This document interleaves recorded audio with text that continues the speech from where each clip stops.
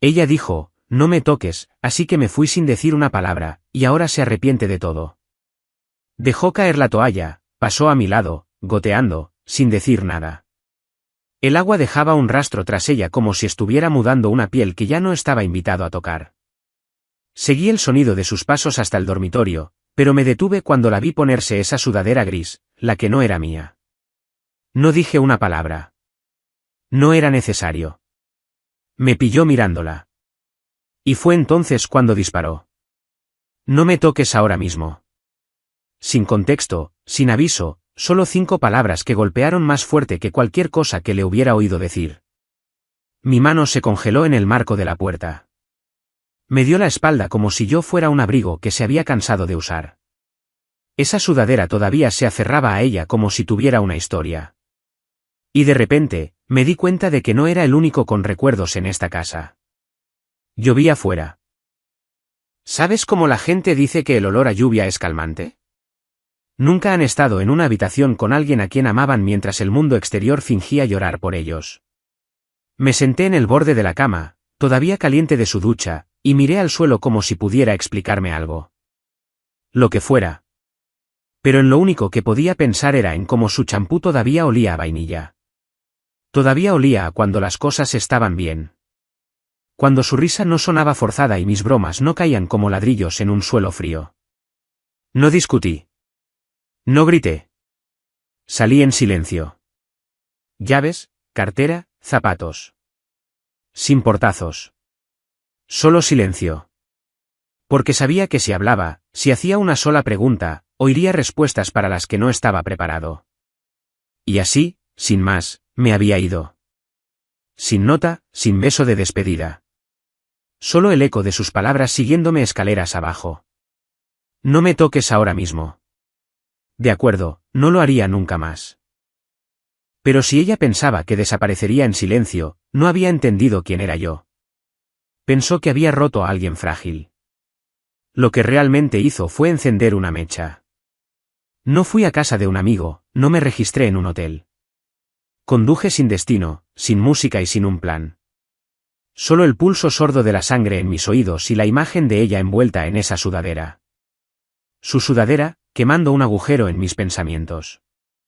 Los limpiaparabrisas marcaban el ritmo como un latido del corazón.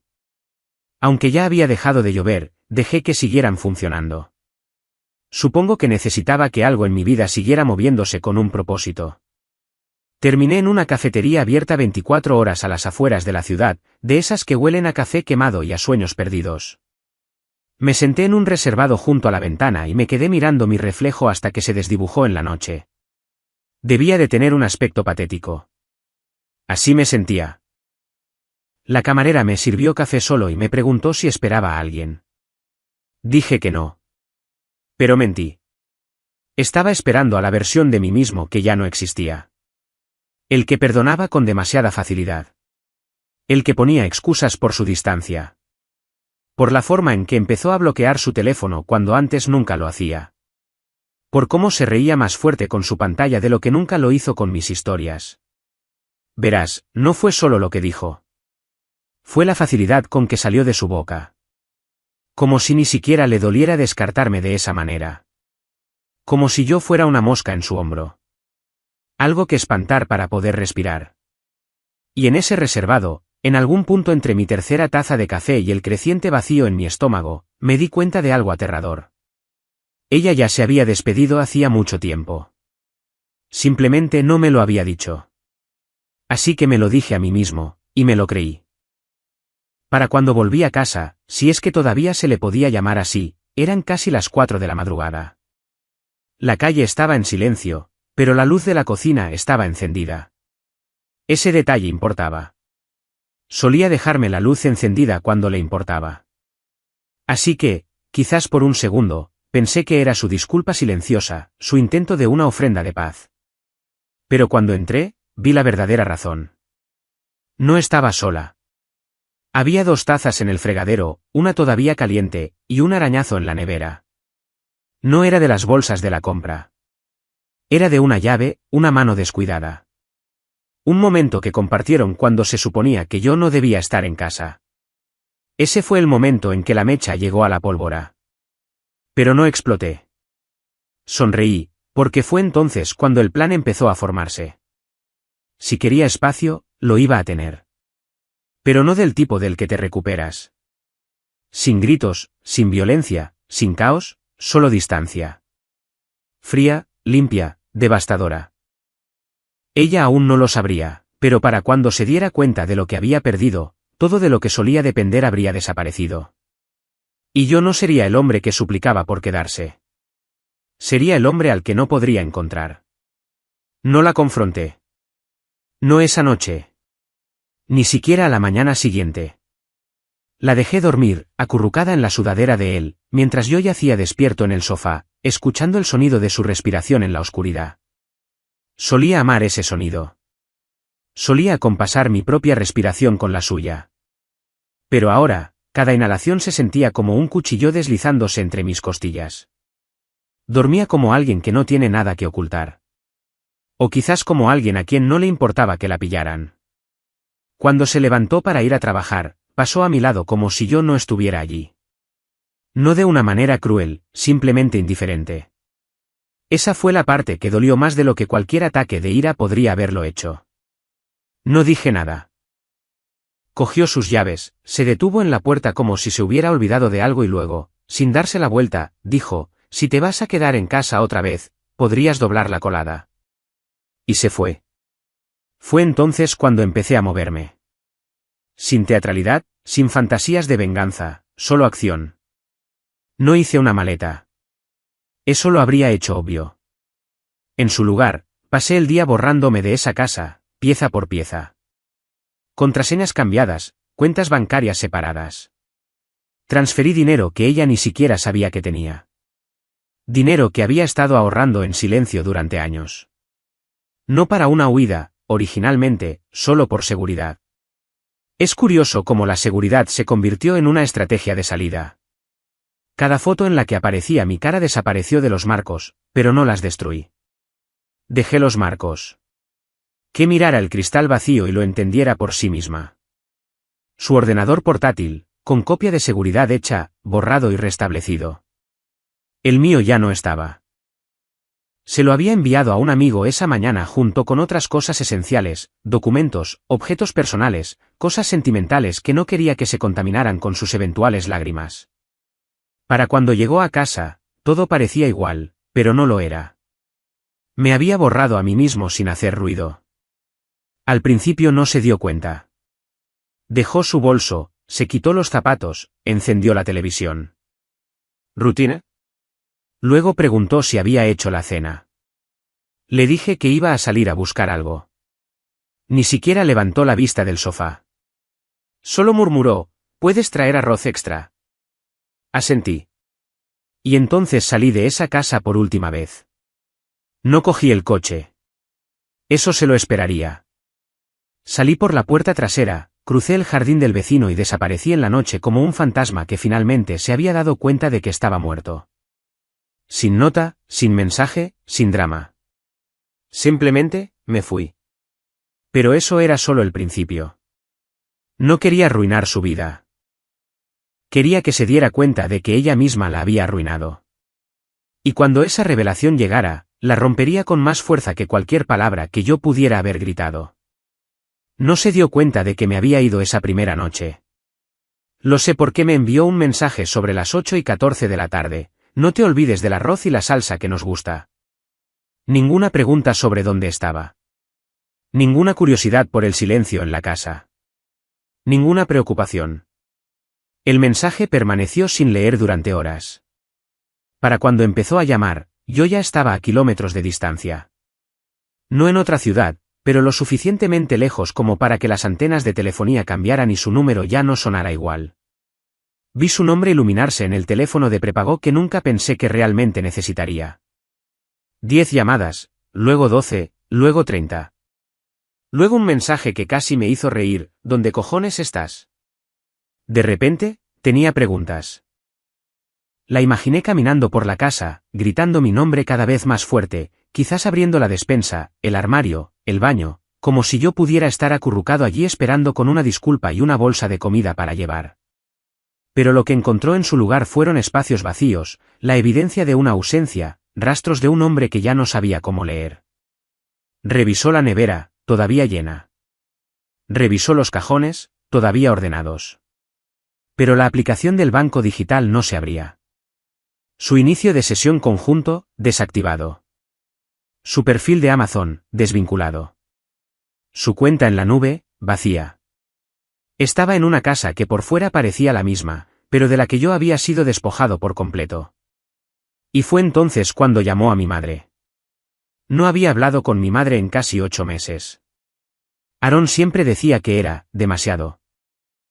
Así que imagina su sorpresa cuando mi madre respondió con una calidez ensayada y dijo: «Oh, cariño, me dijo que estarías confundida. No te preocupes, está a salvo. Pero ha terminado. Eso es todo. Nada cruel, nada dramático, simplemente, ha terminado». Esa palabra debió de golpearla como un ladrillo en el pecho, porque lo siguiente que vi fue un mensaje de voz. Su voz temblaba. «Aaron. Esto no es gracioso. Estoy realmente asustada. Por favor, llámame. Por favor. Creo que metí la pata. No quise decir lo que dije esa noche. Solo necesitaba espacio. No pensé que realmente». Hizo una pausa, se tragó el orgullo. «Lo siento. Solo vuelve a casa». Pero, casa, ya no era un lugar al que ella tuviera acceso. Casa, era una versión de mí que ella asfixió lentamente, cada vez que se daba la vuelta, cada vez que entregaba afecto a una pantalla en lugar de a mis ojos. No es que me fuera después de que dijera: «No me toques ahora mismo». Es que esas 5 palabras fueron el resumen final de en lo que nos habíamos convertido. No la odiaba. Simplemente la vi con claridad por primera vez en años. Y ahora. Ahora le tocaba sentarse en el espacio que ella misma construyó, sin nadie que le doblara la colada. Al tercer día, dejaba mensajes de voz que sonaban como confesiones. Hubo uno en el que se le quebró la voz a mitad de una frase y simplemente dejó de hablar. Podía oír su respiración, solo inhalaciones suaves y entrecortadas, luego silencio, y después el clic del final de la llamada. No sonaba como alguien que intenta recuperar a su marido. Sonaba como alguien que intenta rebobinar el tiempo con su voz, como si el dolor pudiera ser una moneda de cambio. Pero la culpa es barata cuando llega tarde. Los escuché todos, cada mensaje, cada intento. Quería oír la evolución, el pánico, la negociación, la toma de conciencia, las grietas formándose no en su voz, sino en su mundo. Porque eso es lo que ella nunca entendió. Yo era su mundo. No llamativo, no ruidoso, sino constante, estable, predecible de una manera que mantenía su vida en equilibrio, incluso cuando ella no se daba cuenta. Y en el segundo en que me dijo que no la tocara, la balanza se inclinó. Ahora todo se tambaleaba. Esa misma tarde, recibí un mensaje de alguien de quien no había sabido nada en años. Su hermana, Carla. Solo una línea: «Está hecha un desastre». ¿Qué demonios ha pasado? Carla era la única de su familia a la que yo le caía bien. Aaron solía decir que era demasiado entrometida, pero Carla veía cosas que nadie más veía. Veía la forma en que Aaron me corregía a mitad de frase delante de la gente. Como nunca preguntaba realmente por mi día. Como una vez puso los ojos en blanco cuando me emocioné por la pérdida de mi padre. Carla se daba cuenta, así que la llamé. Contestó antes de que terminara el primer tono. Sus primeras palabras fueron: «Por favor, dime que estás bien». Le dije que lo estaba. Entonces susurró: «¿Sabe que lo sabes?». No respondí, porque no necesitaba preguntar a qué se refería. La sudadera, el arañazo, la segunda taza de café, las horas perdidas los miércoles, la risa que no me pertenecía. Sabía que yo lo sabía. Y se estaba desmoronando. Al parecer, había faltado al trabajo 2 veces, diciendo que estaba enferma, pero la vieron sentada en su coche fuera de la oficina durante 1 hora, mirando el volante como si le debiera respuestas. Carla dijo que parecía hueca, como una casa a la que le han arrancado todos los muebles. «Sigue diciendo que volverás», dijo Carla suavemente. «Cree que solo intentas asustarla, darle una lección».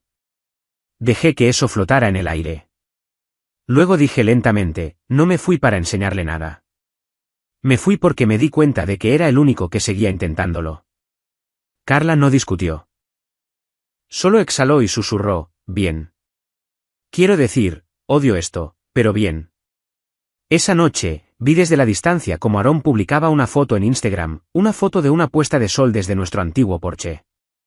Un pie de foto, mis palabras, mi recuerdo reutilizado como una cita de alguien a quien no se molestó en dar crédito. Los comentarios estaban llenos de corazones, precioso, mantente fuerte, tú puedes. No tenían ni idea de a quién estaban consolando. No sabían que la mujer de esa foto se había labrado una victoria hueca y ahora intentaba decorarla con nostalgia. Pero esto es lo que pasa cuando finges que todo está bien en Internet. Al final, el algoritmo también te olvida. La primera vez que intentó encontrarme en persona, condujo hasta la casa de mi hermano. No había hablado con Todd en más de un año. No porque nos hubiéramos peleado, sino porque la vida tiene una forma de convertir la distancia en silencio. Aarón apenas lo toleraba. Lo llamaba brusco, y demasiada cerveza, poca terapia. Pero aún así apareció, llorando en su porche durante 10 minutos antes de que él siquiera abriera la puerta. Según Todd, parecía que alguien había muerto, y en cierto modo, así era. Le preguntó dónde estaba. Él dijo, no lo sé. Ella volvió a preguntar. Él dijo, aunque lo supiera, no te lo diría. Luego, tras una larga pausa, añadió, Lel nunca fue dramático. Así que, si se fue, debes de haberla jodido pero bien. Y fue entonces cuando se rompió. Dijo que se sentó en el escalón de la entrada y sollozó. No las lágrimas bonitas de las películas. Del tipo que viene de algún lugar detrás de las costillas. Del tipo que hace que los extraños crucen la calle. No dijo mucho más después de eso.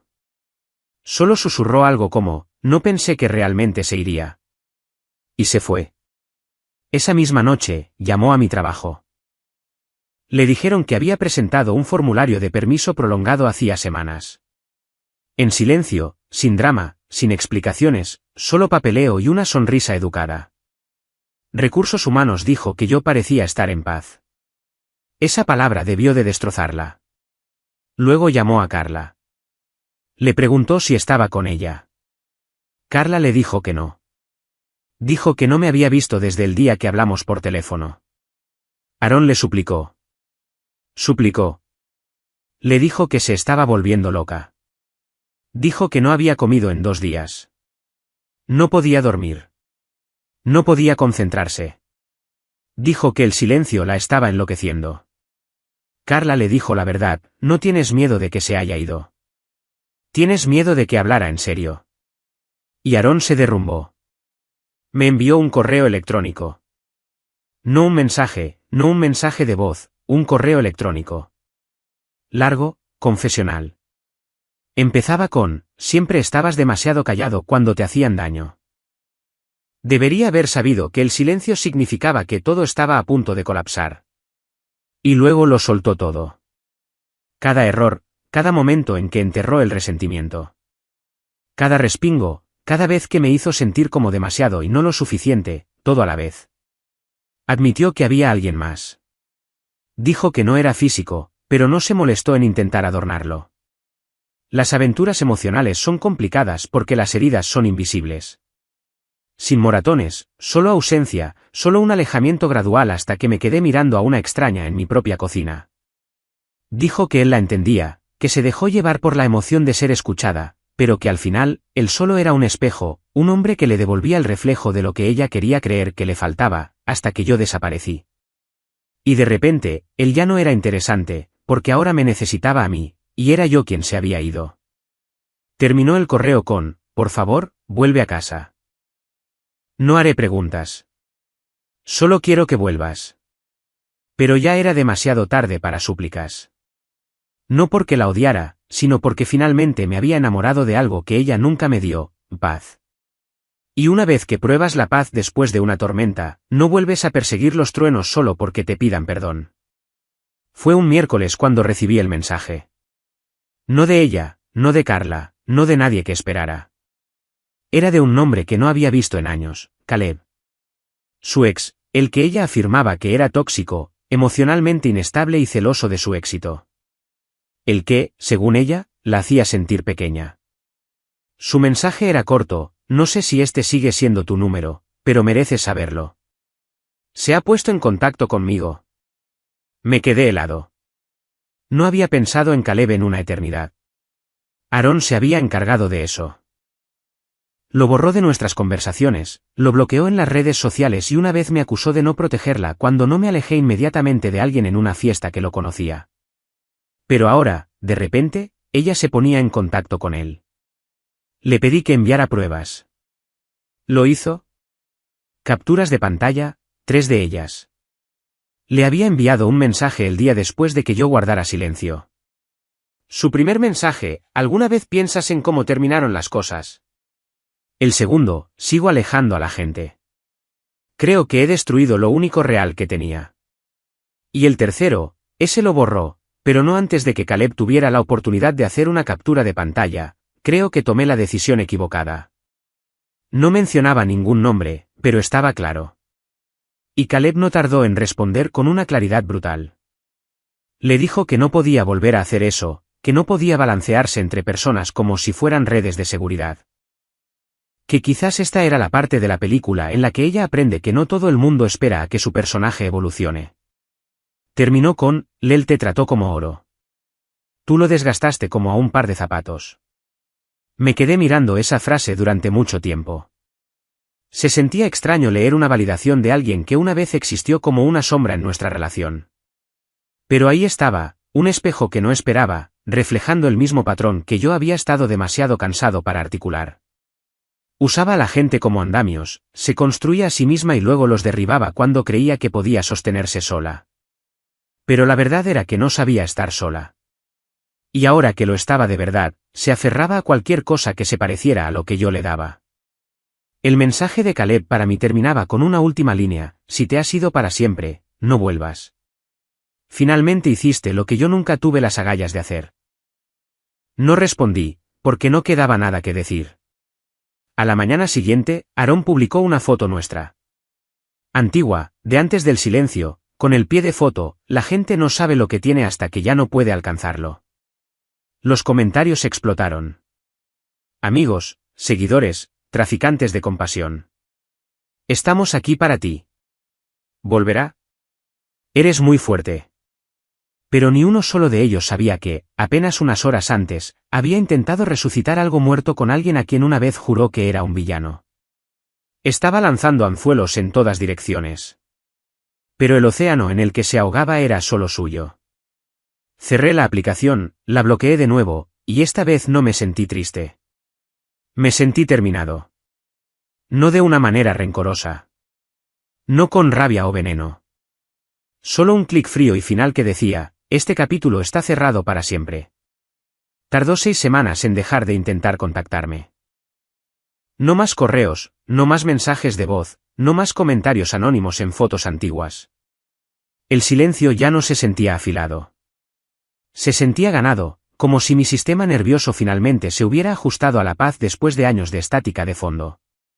Por primera vez en tanto tiempo como podía recordar, mi vida era mía.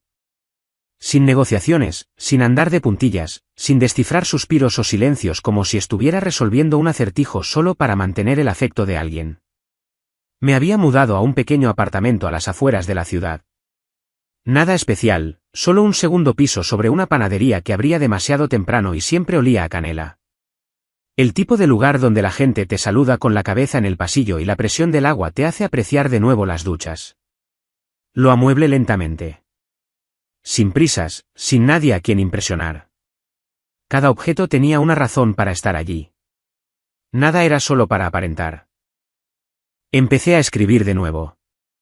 Pequeñas cosas estúpidas al principio. Entradas de diario. Pensamientos que solía enterrar bajo las tareas domésticas y la tensión. Luego historias. Luego música. En algún punto intermedio de todo eso, empecé a reír de nuevo. Risas reales, a carcajadas, que no se sentían prestadas o forzadas. Y me di cuenta de algo extraño. No había perdido nada. Ella no me destruyó. Me reveló a mí mismo. Esa es la parte que nadie te cuenta. A veces, marcharse no significa dejar algo atrás. A veces significa reencontrarte contigo mismo. Una tarde, me encontré con Carla en una cafetería. Me reconoció antes de que yo la viera y me hizo un gesto para que me acercara. Parecía sorprendida, pero también aliviada. Pareces vivo, dijo, y supe a qué se refería. Hablamos un rato, no sobre Aarón, solo de la vida, música, libros, nada pesado. Me dio un abrazo antes de irse, de los de verdad. Del tipo que no se siente como una obligación. Me quedé fuera después y observé a la gente pasar. Extraños con sus propios dramas, sus propias llamadas perdidas, sus propios silencios. Y sentí una extraña sensación de gratitud. No por el dolor, sino por la claridad que me dio. No odio a Aarón. Espero que encuentre su versión de la paz. Pero ya no es mi responsabilidad. Yo fui un capítulo en su historia. Ella fue una tormenta en la mía. Y ahora el cielo finalmente está despejado. Mientras escribo esto, sentado en un sofá de segunda mano, descalzo, con una taza de café bien cargado a mi lado, no estoy amargado. No estoy roto. Soy libre. Y por primera vez en años, eso es más que suficiente.